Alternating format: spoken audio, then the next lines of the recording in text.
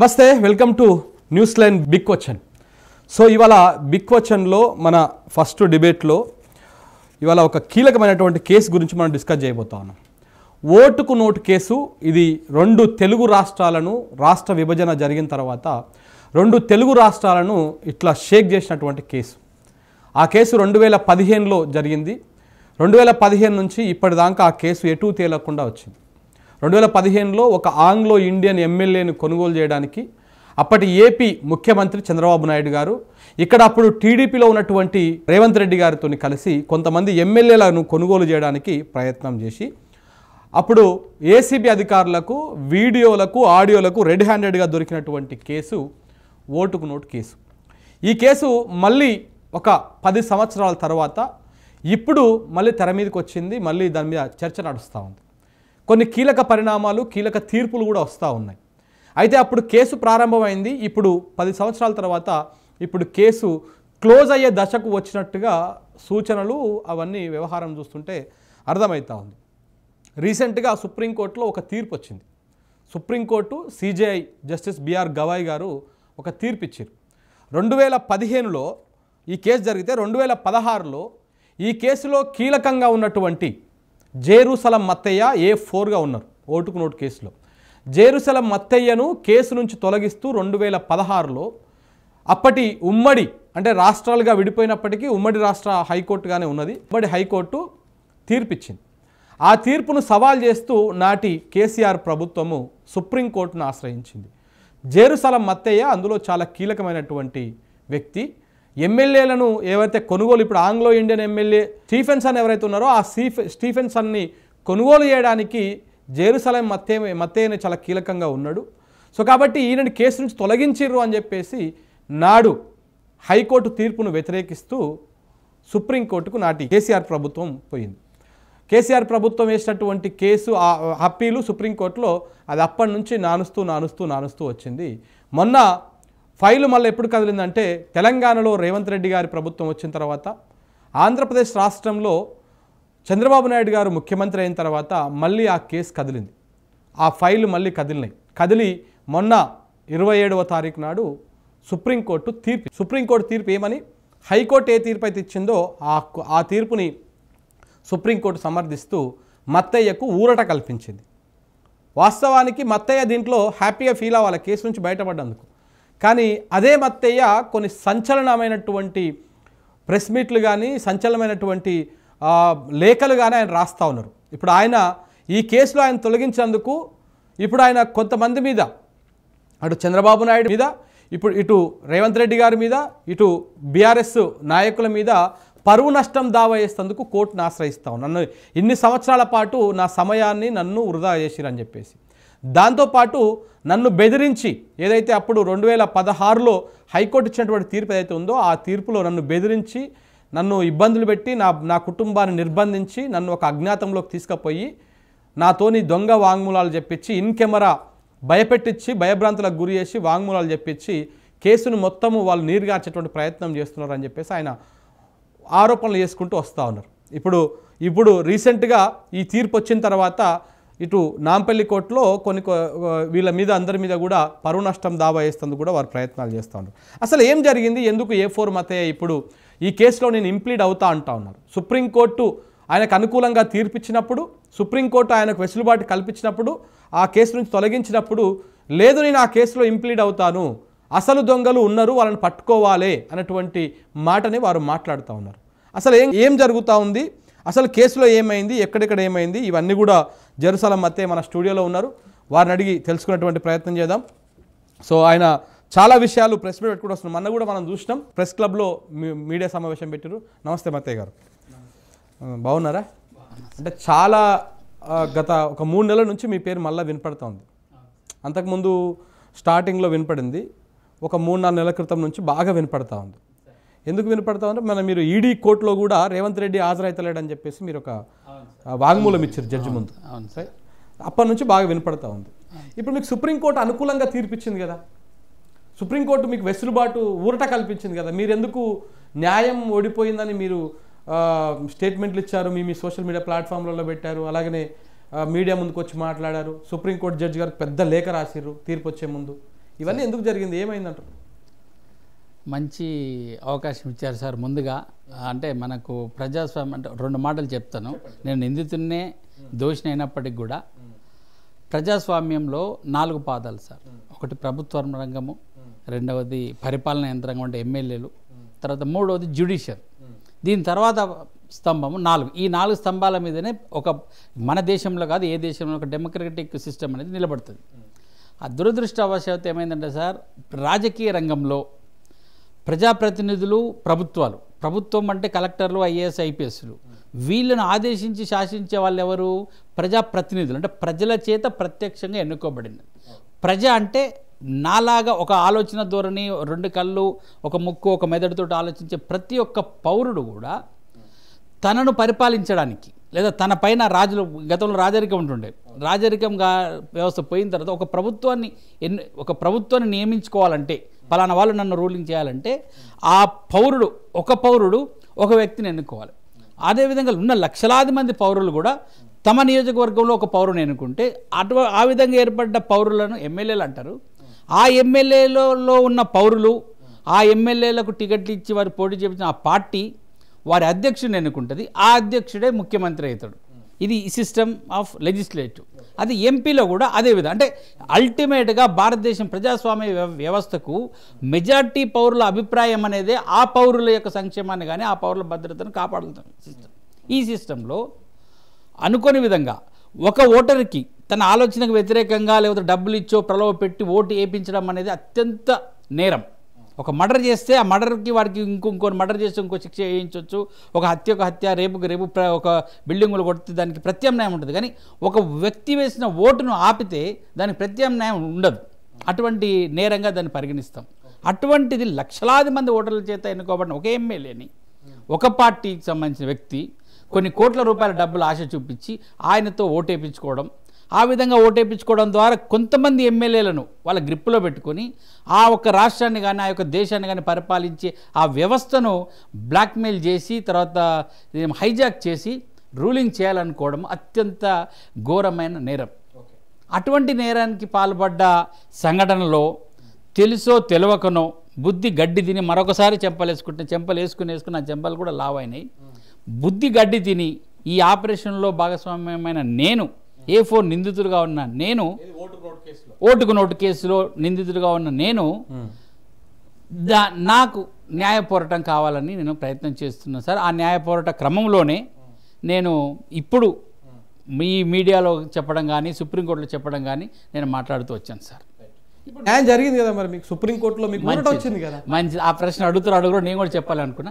న్యాయం ఎవరికి? ఒక నిందితుడికి న్యాయం జరిగింది సార్. మీరు అన్నట్టుగా నేను నిందితుడిని అయితే నాకు న్యాయం జరిగింది సార్. నా పేరు కొట్టేశారు సార్, నేను మీడియాకు రాను, ఎక్కడ రాను సార్, సుప్రీంకోర్టుకు దండం, నన్ను కొట్టేపించిన వాదనలు నిలిపించిన అధికారులకు దండం, వాళ్ళను మేనేజ్ చేసిన వారి వెనక నాతో ద్రోహం చేసిన నా సహనిందితులకు దండం అని పెట్టి నా పని నేను చేసుకుని నా క్రిస్టియన్ ఆర్గనైజేషన్ చర్చిలో నడుపుకుని ఉండొచ్చు. కానీ దురదృష్టము నా అదృష్టం ఏంటంటే నేను నిందితునిగా పరిగణించబడడానికి ఇష్టపడలేదు. రైట్. నిందితుడు అన్నవాడు ఏం చేయాలి సార్? ఇవాడు కసబగాడు తాజ్మహల్ హోటల్లో వాళ్ళని చంపేసిండు. వాడు నిందితుడిగా పట్టుబడి వాడు విచారణ కొనసాగింపజేసుకొని ఆ విచారణలో నా జిహాద్ కొరకు చేసినో, నా దేశం కొరకు చేసినో, లేకపోతే ఇంకేదో చెప్పుకొని ఆ చెప్పిన శిక్ష పడ్డది. ఇంకొకటి చెప్పుకున్నాడు, ఎవడు మొన్న అదే తాజ్మహల్ హోటల్ అట 15 ఏళ్ళు నన్ను వానికి నేరం లేదంట, సంబంధం లేదంట, వాడు నిర్దోషిగా బయటకు వచ్చి ఇప్పుడు నాకు కాంపన్సేషన్ ఇవ్వాలి 10 కోట్లు 20 కోట్లు వాడు కేసు వేసింది.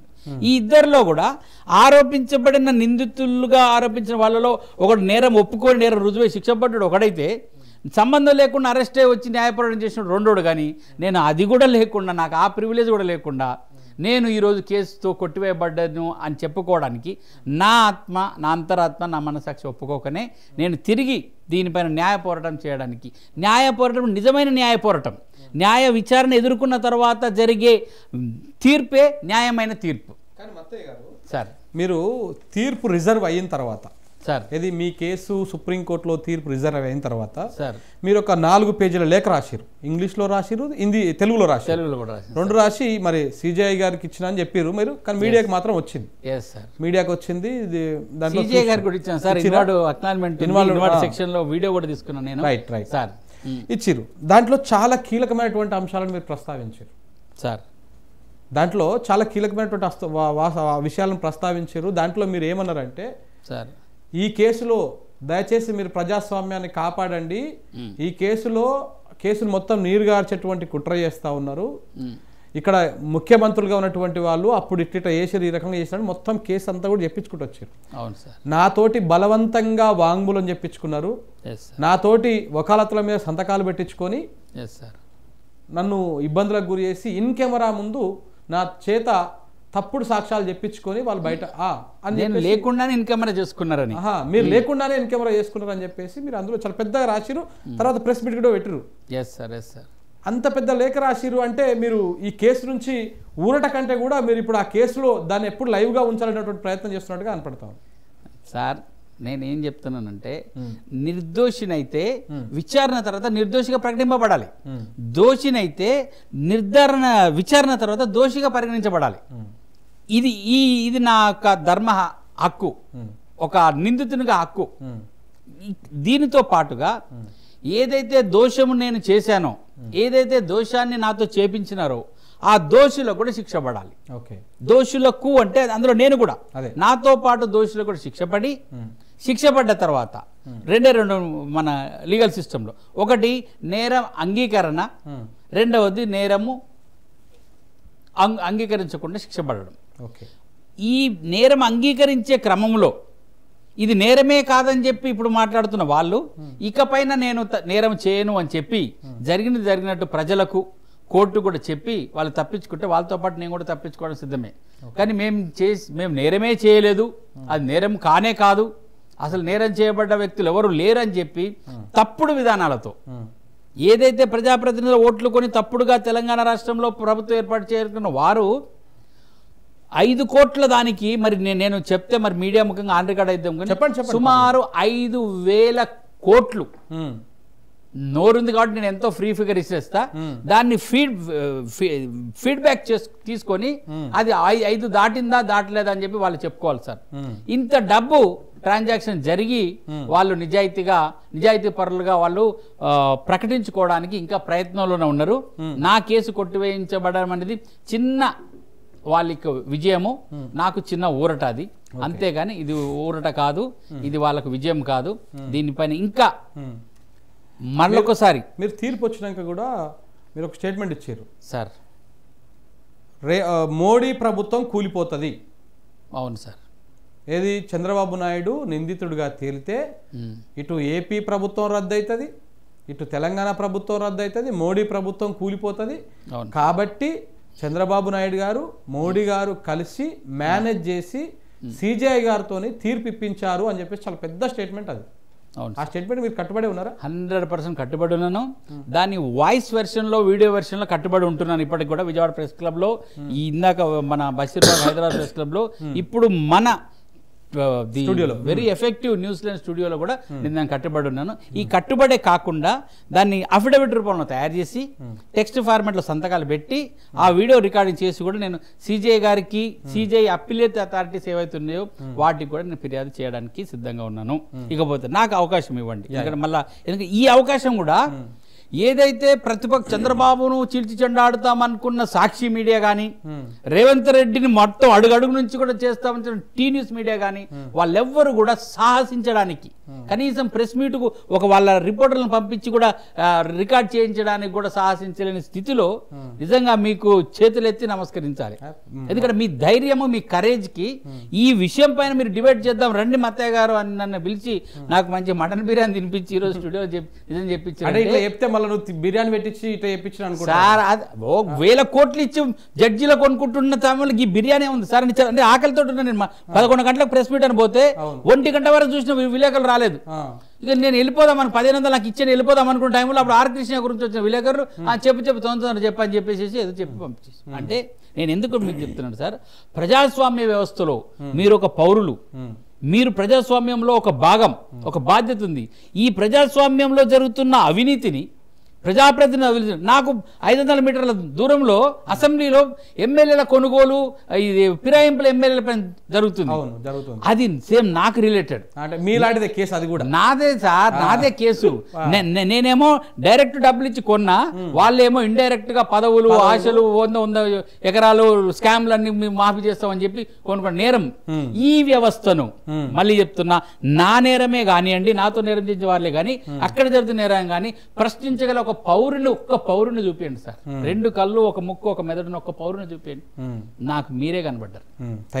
ఎందుకంటే ఎవరు చూస్తున్నా మనకెందుకు, ఐఏఎస్ ఐపీఎస్ మనకెందుకు, ప్రజా సంఘాలు హక్కుల సంఘాలు మనకెందుకు, ఈ ఇప్పుడు రాహుల్ గాంధీ కూడా ఆయన ఓట్ చోర్ అని చెప్పి ఏదో ఒక నియోజకవర్గంలో ఒక ఇంటి నెంబర్ మీద ఓట్లు ఉన్నాయి కాబట్టి ఇది చోర్, లేదా ఇంకా ఒకరికి 3 ఓట్లు ఉన్నాయి ఇది చోర్ అంటారు. ఏ హై అసలీ చోర్? ఈ చోర్కు रेवंत रेड्डी असली चोर, लाखों का वोटरों से इलेक्ट हुआ एक एमएलए को करोड़ रुपए बैग देके वो खरीद लिया, वो है बड़ा चोर. ఈ చోర్ను ప్రశ్నించడానికి రాహుల్ గాంధీ లేదు. ఎందుకు? పాపం ఆల్రెడీ ఆల్మోస్ట్ స్కెల్టన్ సిస్టంలో ఉన్న కాంగ్రెస్ ను చోరో బోరో ఎవడో కూడా నిలబెట్టి వానికి ఒక ఏటీఎం లాగానో మరి ఇంకేదేం లాగానో వాడుకుంటుంది. కాబట్టి ఆయన కూడా సరే, మనం రాజకీయ విమర్శలకు పోవద్దు, రాజకీయ విమర్శలు వద్దు. మీరు తర్వాత అంటే మనం ఒకసారి కేసు గురించి చాలా డీటెయిల్స్ మాట్లాడాలి. అసలు మీరు ఎట్లా ఇందులో ఇన్ప్లేడ్ అయ్యారు, మీరు ఎందుకు అసలు ఈ ఓటు నోట్ కేసులో మీరు ఒక చర్చిలో మీరేదో మీ క్రిస్టియన్ ట్రస్ట్లు ఇవి నడిపించుకున్నటువంటి మత్తయ్య, జెరూసలం మత్తయ్య, అసలు ఈ ఎమ్మెల్యేల కొనుగోలు, ఈ ఎమ్మెల్యే కొనుగోలు ఆయనకు మీరు ఎందుకు పరిచయం అయ్యారు, మిమ్మల్ని ఎవరు అప్రోచ్ అయ్యారు, ఇవన్నీ మనం మాట్లాడదాం. ముందు ఇది తేలిపోతే అక్కడికి వెళ్ళిపోదాం. ఇప్పుడు ఏంటి మరి మీరు సుప్రీంకోర్టుని మళ్ళీ ఏ రకంగా మీరు అప్రోచ్ అయ్యే అవకాశం ఉందా?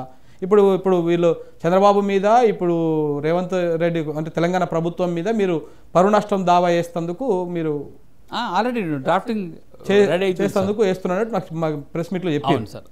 సో దాంతో పాటు మరి ఇప్పుడు ఏంటి నెక్స్ట్ ఎలా ముందుకు పోబోతా ఉన్నారు? అంటే సార్ మీరు అడిగారు కాబట్టి చెప్తున్నా.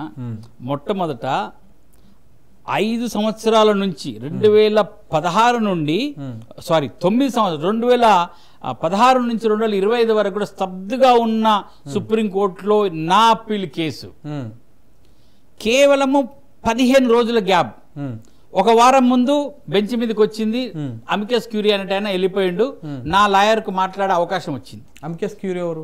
అమికస్ క్యూరీ అంటే సార్, నేను 14% కింద సుప్రీంకోర్టులో హైకోర్టులో నా కేసు కొట్టేసిన తర్వాత తెలంగాణ గవర్నమెంట్ అప్పీల్ కొరకు పోయింది. అవును, పోయినప్పుడు ఆ అప్పీల్ మీద అప్పుడే డిబేట్ జరిగి అప్పుడే తెలంగాణ ప్రభుత్వం ఉన్నప్పుడే అది అవునా కాదా కొట్టేసిందుకొని మళ్ళీ వెనక్కి వచ్చి అప్పుడు తీర్పు రావాలి. యాక్చువల్ గా రాకుండా ఆ అప్పీల్ ను వాళ్ళు ఆపుకొని ఆ అప్పీల్కి కావాల్సిన ప్రొసీడింగ్స్ జరగకుండా ఆపివేశారు సార్. ఎందుకు అంటే కేవలం నా ఒక్క నిజాయితీ కారణంగానే నా కేసు కొట్టివేశారన్న సంతోషాన్ని వదిలిపెట్టి ఇక్కడ కొట్టివేసినా అక్కడ నాకు చెప్పడానికి అవకాశం దొరుకుతుందేమో అని చెప్పి నేను ఈ కేసు వేసిన వెంటనే వీళ్ళెవరూ ఊహించలేదు. ఇక్కడ కేసు కొట్టేపించుకుని ఇన్ కెమెరా ప్రొసీడింగ్ లో కొట్టేపించుకున్న చంద్రబాబు అలా ఊహించలేదు. ఏదో కొట్టేస్తే ఫార్మల్ చేసామని చెప్పిన చంద్రశేఖర్ రావు తెలంగాణ అప్పటి ప్రభుత్వం కూడా ఊహించలేదు నేను అందులో ఇంప్లీడ్ అవుతానని. తెల్లారి సుప్రీంకోర్టుకి వెళ్ళిపోయి సపోజ్ చేసేసి నేను 14% కింద ఇంప్లీడ్ అవుతాను వేసిన. వాళ్ళు షాక్ అయ్యారు, ఇదేంది ఇక్కడ మన అందరూ నా ఏం లేదని చెప్పి నేను కొట్టేసినాం కదా, ఈయన అక్కడ పోయి మళ్ళీ అక్కడ ఇంప్లీడ్ అవుతుంది వాటి మతలబ్ అని చెప్పేసి అక్కడ ఉన్న చంద్రబాబు నాయుడు తనకు అనుకూలంగా ఉన్న లావు నాగేశ్వరరావు ఒక జడ్జి ఇద్దరు బెంచ్కి వచ్చినప్పుడు ఆయనతోటి మాట్లాడేసేసేసి వద్దు ఆయన మాట్లాడొద్దు అంటే ఏం చేయాలని చెప్పి, నాకు భాష రాదు, ఇంగ్లీష్ మాట్లాడుతూ హిందీ మాట్లాడుతుంటే నాకు అంత స్పష్టంగా రాదు సార్ అనగానే నాకు 14% వచ్చే వ్యక్తికి ప్రభుత్వ పరంగా ఒక అడ్వకేట్ నియమిస్తామని చెప్పి సుప్రీంకోర్టు రూల్స్ ఉంది. ఆ రూల్స్ ప్రకారం ఒక అడ్వకేట్ నియమించింది. ఆ అడ్వకేట్ అడ్వకేట్ అమికస్ క్యూరీ అంటే ఆ సిస్టమ్ ని ఆ అమికస్ క్యూరీ వ్యక్తి నా తరఫున మాట్లాడకుండా మేము అట్లా మాట్లాడలేము, వాళ్ళు చెప్పిన డేట్కే పోవాలి, నువ్వు ఏది పడితే అట్లా మాట్లాడితే కుదరదని చెప్పి అక్కడ హోల్డ్ అయినట్టు ప్లాస్టేషన్. ఆయన నియమించిన వ్యక్తి ఎవరు? నాగనాగేశ్వరరావు జడ్జి, తెలుగుడు, చంద్రబాబుకు సన్నిహితుడు. మేనేజ్ చేసి అదే అయిపోయింది. అక్కడ కూడా బయటకు వచ్చి మేనేజ్ చేసిండు అమికస్ క్యూరీ అని కూడా చెప్పిన.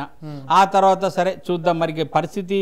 కేసీఆర్ ప్రభుత్వం నిజంగా అప్పీల్కి పోతేనేమో అక్కడ ఇదే ఇప్పుడు ఈ మేనకా గురుస్వామి లాగా అక్కడ ఒక గురుస్వామి వచ్చి మాట్లాడాల్సిందే, కానీ మాట్లాడలేదు ఆయన. మరి అది కూడా చెప్తా, ఎందుకు మాట్లాడలేదు, ట్యాపింగ్ కేసులో ఈయన ఇరుక్కుంది కాబట్టి ఇద్దరు సైలెంట్ ఉండని చెప్పి అప్పుడు విశ్వగురు నరేంద్ర మోడీ గారు, అమిత్ షా, రామోజీ ఫిల్మ్ ఇన్స్టిట్యూట్ జరిగిన చర్చలకు ఒప్పందానికి కట్టుబడి వీళ్ళు మాట్లాడకుండా ఉన్నారు. అది అయిపోయింది. వాళ్ళ సడన్ గా చంద్రబాబు నాయుడు అక్కడ, కేసీఆర్ ఇక్కడ అధికారంలోకి వచ్చిన తర్వాత, రేవంత్ రెడ్డి ఇక్కడ అధికారం వచ్చిన తర్వాత మీరు జాగ్రత్తగా వినాలి. ఏదైతే ఒక రాజ ముద్ర అంగీకారం ఒకటి ఉంటుంది, ధర్మం, రాజధర్మం. పాతకాలంలో ఒక రాజ్యం మీద ఒక రాజ్యం దండెత్తుకుంటుంటే వాళ్ళు వేగులను వారు పంపిస్తారు. అయ్యా మేము ఒకరినొకరు దండెత్తుకో ఉండాలంటే ఏం చేయాలంటే, పలానా ఒక రాజ్యంలో ఒక పట్టణం వదిలిపెట్టాను, లేకపోతే ఈ రాజు కూతుర్ని వాళ్ళు చేసుకోవాలను, కొన్ని రాజధర్మాలు ఉంటాయి. ఆ రాజధర్మం ప్రకారంగా ఎంత శత్రు దేశాలు అయినప్పుడు ఒకరినొకరు దండించుకోకుండా, ఒకరినొకరు సైనికులను చంపుకోకుండా కట్టుబడి ఉంటారు. Compromising right. అంటే వ్యక్తుల మధ్య కాంప్రమైజ్ సార్, ఇది రాష్ట్రాలు రాజకీయ పార్టీల మధ్య కాంప్రమైజ్ అనేదాన్ని నేను రాజధర్మ కింద నేను చెప్తా. ఈ టైటిల్ అవునో కాదో మేధావులు మన డిబేట్ చూస్తున్న వాళ్ళు ఆలోచిస్తారు. ఈ రాజధర్మం ప్రకారంగా ట్యాపింగ్ కేసులో కేసీఆర్ తో సహా, ఇప్పుడు డీజీపీ అయిన శివధర్ రెడ్డితో సహా 8 మంది ఐపీఎస్ ఆఫీసర్లు జైలుకు పోయి తీహార్ జైలుకు పోవాల్సి ఉండే. మొన్న కవిత తీహార్కు పోయిందో అట్లా పోయి రావాల్సి ఉండే. ఆల్రెడీ ఫోన్ ట్యాపింగ్ కేసులో, అది ఓటు నోటు కేసులోనేమో రేవంత్ రెడ్డి చెల్లపల్లి జైలు వచ్చిండు, తర్వాత చంద్రబాబు, లోకేష్, ఇంకొంతమంది ఈ ఆపరేషన్లో పాల్గొన్న వాళ్ళు కూడా ఇక్కడ ఎఫ్ఐఆర్ బుక్ అయితే, అంటే నా వాంగ్మూలం తోటి చంద్రబాబు పంపిస్తే నేను పోయానని చెప్తే చంద్రబాబు, లోకేష్తో పాటు కొంత చెల్లపల్లి జైలుకు పోవాల్సింది. ఆల్రెడీ వీళ్ళు సగం జైలు దాకా పోయిచ్చారు. ఇక మీ ఐపీఎస్లు మీరు కేసీఆర్, కేటీఆర్ తీహార్ జైలుకు పోకుండా ఉండాలంటే ఇది వదిలేసేయండి, మేము కూడా మీది వదిలేస్తామని చెప్పి ఒక రాజధర్మం కింద రెండు రాష్ట్ర ప్రభుత్వాలు, అంటే ప్రభుత్వాలను గుర్తుపెట్టుకోవాలి, హైకోర్టు, ఈ హైకోర్టు, ఈ జడ్జి, ఆ జడ్జి, ఆ ఇంటెలిజెన్స్ ఆఫీసర్, ఈ ఇంటెలిజెన్స్, ఈ ఐపీఎస్, వీళ్ళన్నింటినీ కలిపి రాజ్యం అంటాం. రెండు రాజ్యాలు కూడా కాంప్రమైజ్ అయిపోయి ఉన్నాయి సార్. వస్తే ఇప్పటికి కూడా పాప అమాయకుడో లేకపోతే మోసగాడో చంద్రబాబు రాజధర్మాన్ని కట్టుబడి ఉన్నాడు. చంద్రబాబు, కేసీఆర్ కు చంద్రబాబుకు జరిగిన రాజధర్మానికి చంద్రబాబు కట్టుబడి ఉన్నాడు. అయితే మీరు కేసీఆర్ కట్టుబడి ఉన్నారని చెప్పారు. వస్తున్నా సార్, అక్కడికి వస్తున్నా. చంద్రబాబు కట్టుబడి ఉండి రేవంత్ రెడ్డి అనే వ్యక్తి వచ్చిన తర్వాత ఈ చంద్రబాబు తరపున ఉన్న రేవంత్ రెడ్డి కదా, ఇక్కడ చంద్రబాబు అంటే రేవంత్ రెడ్డి ఇద్దరు ఒకటే. సరే పార్టీలు ఇలా మా కాంగ్రెస్ కు ముఖ్యమంత్రి ఉండొచ్చు, లేకపోతే ఇంకో ఉండొచ్చు, కానీ వాళ్ళిద్దరు ఒకటే. అది మీరు నేను కాదు, ఏ పోలీస్ శాఖలో చూసినప్పటికి కూడా వాళ్ళే ఉంటారు. ఈవెన్ మా కోర్టులో కూడా, నిన్న సుప్రీం కోర్టులో వాదాలు జరిగేటప్పుడు కూడా మేనకా గురుస్వామి ఇట్లా నిలబడితే ఆమె వెనక చైర్లో మొత్తం ఏపీ లాయర్లు, ప్రతి డ్రాఫ్టింగ్ కూడా ఏపీ నుంచి. నా ఈడీ కేసులో కూడా మల్లికార్జున్ అని చెప్పి టీడీపీ లాయరు, దమ్మల పార్టీ, వీళ్ళే వస్తారు. సిగ్గుచేటు, రేవంత్ రెడ్డికి సిగ్గుచేటు కాదు, కానీ రేవంత్ రెడ్డి కాబట్టి ఆ ఇంట్లో మొక్క కాబట్టి ఉంటుకోవాలి. కాంగ్రెస్ దేశాన్ని స్వాతంత్రించిన కాంగ్రెస్ పార్టీ కూడా తనకొక అడ్వకేట్ ని పెట్టుకొని తన ప్రభుత్వంలో జరిగే విధానాలపైన ఆర్గ్యుమెంట్ చేయడానికి కూడా ఒక్క తెలంగాణ కాంగ్రెస్ అడ్వకేట్లు లేరు, వాళ్ళే ఉన్నారు, వాళ్ళ ఆధ్వర్యంలో జరుగుతుంది. ఇక్కడ రేవంత్ రెడ్డి ఏం చేసిందంటే, చంద్రబాబుకు కేసీఆర్కు ఉంది కదా, నాకు ఆ రాజధర్మంతో సంబంధం లేదు, ట్యాపింగ్ కేసులో ఎవరైతే నేరానికి పాల్పడ్డారో ఆ ఐపీఎస్లను ఈ ట్యాపింగ్ ప్రక్రియ ద్వారా నన్ను రాజకీయంగా దెబ్బతీసిన కేసీఆర్ ను నేను టార్గెట్ చేస్తా అని చెప్పి రాజధర్మాన్ని పార్ట్లీగా ఉల్లంఘించి, ఎవరో ఒక చిన్న వాళ్ళతోటి ఏదో ఆఫీసర్ ఏదో ట్యాపింగ్ పరకలు పలగొట్టిండని, ఇంకెవరో కొత్తగా మళ్ళీ ట్యాపింగ్ ఓపెన్ చేసేసి ఏదైతే టార్గెట్ ఎవరు ట్యాపింగ్ చేసిన కేసీఆర్, కేటీఆర్ ను చేయాలి. ట్యాపింగ్ గురించే భయపడి చంద్రబాబును వదిలిపెట్టిన అమాయకుడు చంద్రశేఖర్ రావు. కానీ ఇక్కడ చంద్రబాబుకు నీకు ఆ డేట్స్ ముందు ట్యాపింగ్ లో అయితే వాళ్ళందరూ రావాలి. ఇప్పుడు కొత్తగా తీసుకొచ్చి టార్గెట్ అయితే కేటీఆర్, కేసీఆర్. సరే ఓకే, అది ఆ చర్చ పక్కన పెడితే ఒకసారి మత్తయ్య గారు, A4 మత్తయ్య, మీ పేరు జెరూసలం మత్తయ్య కంటే A4 మత్తయ్య బాగా ఫేమస్ అయింది. అదే నా బాధ సార్. సో A4 మత్తయ్య అన్నారు. ఒక A4 పోయింది, మరి ఇప్పుడు సుప్రీంకోర్టులో A4 పోయింది. మీరేమో నాకు A4 కావాలి అని మీరు అంటున్నారు. అంటే న్యాయం జరగాలి, అవును సార్, నిందితులకు శిక్ష పడాలి, పురిగొల్పిన వాళ్ళకి ఇప్పుడు ఎంతమంది చెప్పారు కదా, ప్రజాస్వామ్యాన్ని కాపాడే 4 స్తంభాలలో ఒక స్తంభమైనటువంటి న్యాయస్థానం దాన్ని కాపాడాలని మీరు ప్రయత్నం చేస్తారు. అయితే ఇక్కడ మనం అసలు ఈ కేసు ఏంది, ఎట్లయింది, ఎట్టెట్టయింది ఒకసారి, ఎందుకంటే ఇందులో వాస్తవాలు చెప్పేటువంటి వాళ్ళు చాలా తక్కువ. అవును సార్. ఏది ఈ ఓటుకు నోటు కేసులో ఒక్కొక్కరు ఒక్కొక్క తరమైనటువంటి ఒక తీరైనటువంటి చెప్తారు. అసలు దొరకలేదు అది ఉట్టిదే అని ఒకరు అంటుంటారు సింపుల్. ఇదంతా ప్లాన్ చేసి ఇరికిచ్చిరు అని కొంతమంది అంటుంటారు. అసలు ఏం జరిగింది, ఎమ్మెల్యేలను కొనుగోలు చేయాలనేటువంటి కార్యక్రమము ఎవరు స్టార్ట్ చేశారు, ఏం జరిగింది, ఒకసారి హిస్టరీ చెప్పుకుంటారండి సార్. హిస్టరీలోకి వస్తే 2014 ఎన్నికలు అవును మెయిన్గా కీలకం. 2014 ఎన్నికల్లో ఎవరెవరు పోటీ చేశారు సార్? ఇక్కడ టీఆర్ఎస్ పోటీ చేసింది, కాంగ్రెస్ పోటీ చేసింది, టీడీపీ పోటీ చేసింది, బీజేపీ చేసింది, ఎంఐఎం చేసింది, కమ్యూనిస్ట్ పార్టీలు కూడా గెలిచినాయి. టీడీపీ ఎవరితో కలిపి పోటీ చేసింది సార్? టీడీపీ బీజేపీ కలిసి పోటీ అంటే యాక్చువల్గా మనం అనుకుంటాం ఆంధ్ర పార్టీ, ఆంధ్ర ముఖ్యమంత్రి Chandrababu go back, Telangana party TRS party అని రెండు పార్టీలను మనం ప్రామాణికంగా తీసుకుందాం. ఈ రెండు పార్టీల్లో ఏదైతే ఆంధ్ర పార్టీ కూడా టీడీపీ పార్టీ బీజేపీ పార్టీతో కలిసి ప్రజాస్వామ్యయుతంగా జరిగిన ఎన్నికల్లో పాల్గొన్న తెలంగాణలో కాంగ్రెస్ పార్టీ కూడా ఒక జాతీయ పార్టీగా అది ఎన్నికల్లో పాల్గొన్నది. ప్రజలు ఏం తీర్పిచ్చారు సార్? కాంగ్రెస్ టిఆర్ఎస్ పార్టీకి 63 స్థానాలు ఇచ్చి రాష్ట్ర సాధన కొరకు కృషి చేసిన పార్టీకి బీఆర్ఎస్ పార్టీ అనుకూలంగా సపోర్ట్ చేసింది సార్. అప్పుడు తెలంగాణ రాష్ట్రంలో ప్రతిపక్షంగా ఉంటున్న లేదా తెలంగాణ రాష్ట్రానికి ముందు నుంచి కూడా అంటే ఆంధ్ర కాకుండా తెలంగాణ కాంగ్రెస్ ప్రభుత్వ పార్టీ ఏదైతే ఉందో వాళ్ళు ప్రయత్నం చేయాలి. ఏమని? ఇదే మేము తెలంగాణ జానారెడ్డి ఉన్నాడు, జయపాల్ రెడ్డి, వీళ్ళే ఏం ప్రయత్నం చేయాలంటే బీఆర్ఎస్ ఎమ్మెల్యేలను కొనుగోలు చేసుకొని మనం పార్టీ తీసుకున్న తర్వాత తెలంగాణలో తెలంగాణ వాళ్ళే ఆధిపత్యం చెలాయించాలి అని వాళ్ళు నిర్ణయం తీసుకొని ఈ ఓటు కొనుగోలు లేకపోతే ఇంకేదైనా ఆఫర్లు ఇచ్చేసో వాళ్ళు పార్టీని ఏర్పాటు చేయాలి. ఇది ఏ రాష్ట్రంలో ఆ రాష్ట్ర పరిపాలన కొనసాగాలనుకునేప్పుడు ఒక పార్టీని దింపేసి ఇంకొక పార్టీని గెలిపించుకోవాలి. వాళ్ళు ఇంటర్నల్ గా పెట్టుకోవాలి. Inter state panchayati. Inter state panchayati. ఇక్కడ టీడీపీ పార్టీ టిఆర్ఎస్ ఎమ్మెల్యేలను కొనుగోలు చేసి టిఆర్ఎస్ ఎమ్మెల్యేల ద్వారా కాంగ్రెస్ ఎమ్మెల్యేలకు అధికారం ఇప్పించి టిఆర్ఎస్ లో ఉన్న కొంతమంది నాయకులను ప్రలోభ పెట్టి తిరిగి తెలంగాణలో కూడా పరిపాలన చేయాలి అని చెప్పే ఆలోచన చంద్రబాబు నాయుడు అండ్ టీంకి వచ్చింది సార్. అంటే ఇక్కడ ఆల్రెడీ టిఆర్ఎస్ అధికారంలో ఉంది, అక్కడ ఆల్రెడీ చంద్రబాబు నాయుడు అధికారంలో ఉన్నారు. అవును సార్. కానీ ఇక్కడ కూడా మన అధికారమే ఉండాలి, మన చేతిలోనే పవర్ ఉండాలి. కాబట్టి డైరెక్ట్ కాంగ్రెస్ వాళ్ళు ట్రై చేస్తే దీని చేతిలో పవర్ రాదు సార్.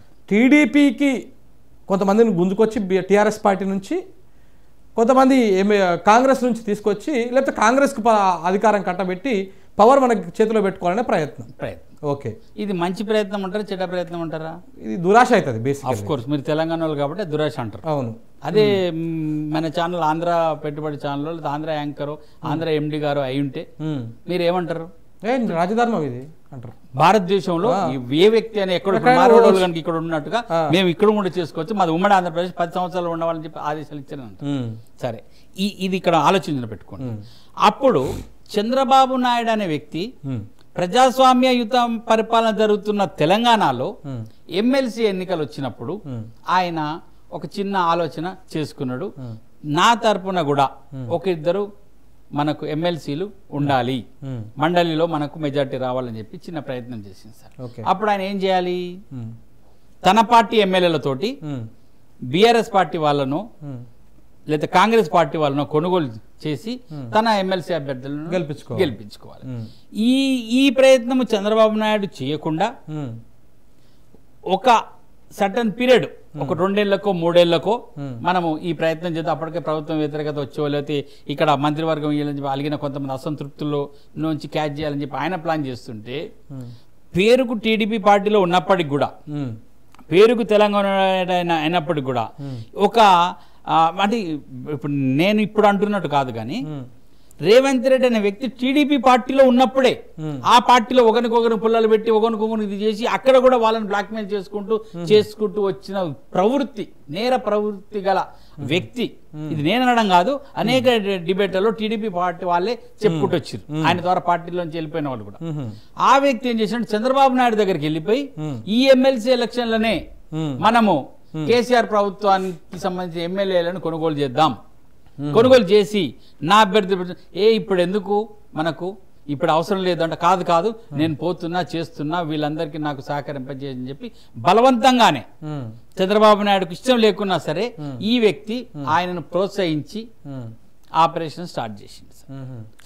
నేను తిప్పుకొస్తా చక్రం అంతా, మీరు సపోర్ట్ చేయండి అని చెప్పుకొని, అంటే ఈ సాహసం చేయడానికి కారణం ఏంటంటే బై నేచర్ మరి మీరేంటో క్యాస్ట్ నేను శంకర్ గౌడ్ రెడ్డి కావడంతో ఇక్కడ రెడ్డి కార్డు వాడు జయపాల్ రెడ్డి, జానారెడ్డి, ఇంకా ఎక్స్పైర్ రెడ్డి, కోమరెడ్డి, ఈ రెడ్డిలందరూ ఉన్నారు కాబట్టి అప్పుడే కాంగ్రెస్ తెలంగాణలో మాకు రావాలి పరిపాలన అనుకున్నారు. మరి తెలంగాణ పోరాటంలో పాల్గొన్నారా? ఏ రెడ్డి రాలేము ముందుకు, అప్పుడు అధికారం కావాలని కాంగ్రెస్ ఉన్నారు. ఈ రెడ్డి వర్గానికి ఆశ చూపించి వాళ్ళకి ఇష్టం ఉండో లేకనో ఈయన ఆపరేషన్ స్టార్ట్ చేసింది. సరే అది వాళ్ళ పార్టీ వ్యక్తిగతము, దాని గురించి విశ్లేషణ చేసేంత గొప్పని వా నువ్వు అని కూడా అనొచ్చు, అంటే ఈ డిబేట్ చూస్తున్న వాళ్ళు అనుకుంటారు. ఇక్కడ ఒకటే ఒక విషయం నేను చెప్పాలనుకుంటున్నాను సార్. ఆ రోజు ఎమ్మెల్యేలకు 5 కోట్ల రూపాయల ఆఫర్ ఇచ్చిన తర్వాత సీక్రెట్ బ్యాలెట్ కాబట్టి ఏదో సీక్రెట్ గా చేయలేపి వాళ్ళు ఓట్లు వేసిన తర్వాత ఎమ్మెల్సీలో సభ్యత్వం వాళ్ళు పెంచుకున్న తర్వాత ఇదే ఎమ్మెల్యేలను పావులుగా చేసుకొని ఇదే ఎమ్మెల్యేలను బ్లాక్మెయిల్ చేసి రేపు ఒక అంటే ఎమ్మెల్సీ ఎలక్షన్ల తర్వాత ఒక 6 నెలలు సంవత్సరం లోపే వీళ్ళతోటి ఇతర ఎమ్మెల్యేలకు ప్రలోభ పెట్టుకొని ఎమ్మెల్సీకి 5 కోట్లు ఇచ్చినామంటే డైరెక్ట్ దానికి 100 కోట్లు 50 కోట్లు ఎంతో మాట్లాడుకొని ప్రభుత్వాన్ని చీల్చి అప్పుడు ఒకవేళ హరీష్ రావుకు కూడా ఏమైనా మనస్పర్ధలు హరీష్ రావుని తీసుకోవడం లీడింగ్ పెట్టో ఎవరినో పెట్టి ఇక్కడ ప్రభుత్వం ఏర్పాటు చేయాలని ఒక కుట్ర వాళ్ళు చేసిరంట సార్. చేసిరు అంట సార్ అంటున్నాను, నేను చేసిరు అని చెప్పట్లేదు.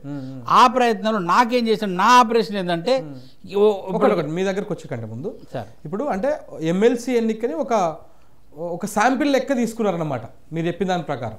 అంటే శాంపిల్ అంటే ఇప్పుడు ఎమ్మెల్యేలను కొనుగోలు చేస్తారు, ఇప్పుడు 5 కోట్లు ఇచ్చి ఈయన కోట వేయడం కోసం. అవును సార్. వాళ్ళని పావులుగా వాడుకొని వాళ్ళకి ఆ టేస్ట్ చూపిస్తారు, డబ్బుల టేస్ట్ చూపిస్తారు, చూపించి వాళ్ళు ఇంకొంతమందికి చెప్తారు, ఇట్లా చెప్పేసి వీళ్ళ వలయంలోకి వాళ్ళని లాగుతారు. లాగేసి ఏమకి ఆఫ్టర్ ఆల్ ఎమ్మెల్సీ ఎన్నికలకి 5 కోట్లు ఇచ్చారు, రేపు మనం ప్రభుత్వానికే అవతల సపోర్ట్ చేస్తే 100 కోట్లు 50 కోట్లు 200 కోట్లు వస్తాయి, ప్రోటోకాల్ మంత్రి పదవులు కూడా వస్తాయి అనేటువంటి ఆశ చూపించి గవర్నమెంట్ ను కూలగొట్టాలనే ప్రయత్నం చేసిరంటారు. అదే సార్, అందుకనే మీరు జాగ్రత్తగా వినొచ్చు.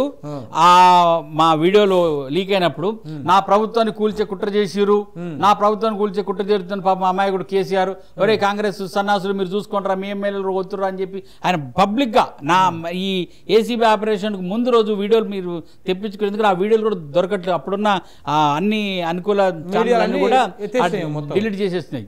ఈవెన్ ఏసీబీ ఆఫీస్ లో ఉన్న రికార్డర్స్ కూడా డిలీట్ అయిపోతుంది. కేసీఆర్ గారు అన్న రైట్ లో ప్రభుత్వాన్ని కూల్చే కాంగ్రెస్ సన్నాసులు చూసుకుంటారా మీ ఎమ్మెల్యే కొడుతున్నారు అని చెప్పి డైరెక్ట్ గా అన్నాడు. అరే ఎమ్మెల్సీ ఎలక్షన్లకి ఎమ్మెల్యే ప్రభుత్వం పడేసే కుట్రేట్ ఎవరికైనా అదే వస్తుంది కదా, ఒక ఎమ్మెల్సీని కొనుగోలు చేసి ఒకవేళ ఎమ్మెల్సీ గెలిస్తే ప్రభుత్వం ఎట్లా కూలిపోతుంది, మంచి మెజారిటీ ఉంది కదా అని చెప్పేసి. ఎస్ సార్, అంటే ఇక్కడ మీరన్నట్టుగా 5 కోట్లకు అమ్ముడుపోయిన ఎమ్మెల్యే తోటి ఇంకొక 50కు అడిగించడము వీళ్ళ ఉద్దేశం కాదు. 5 కోట్లకు నువ్వు అమ్ముడుపోయిన కాదు బిడ్డ, నువ్వు ఇంకొక పార్టీని ఒప్పించకపోతే నీవు 5 కోట్లు తీసుకున్న వీడియోస్ మొత్తం పెట్టి నీ పార్టీ నుంచి సస్పెండ్ చేపిస్తామని చెప్తే, అంటే వీళ్ళ దగ్గర కూడా బ్లాక్ మెయిలింగ్ మెథడ్ ఉందన్నమాట. ఆపరేషన్ బ్లాక్ మెయిల్ ఆపరేషన్ కదా సార్. ఓహో పెద్ద కథ ఉంది.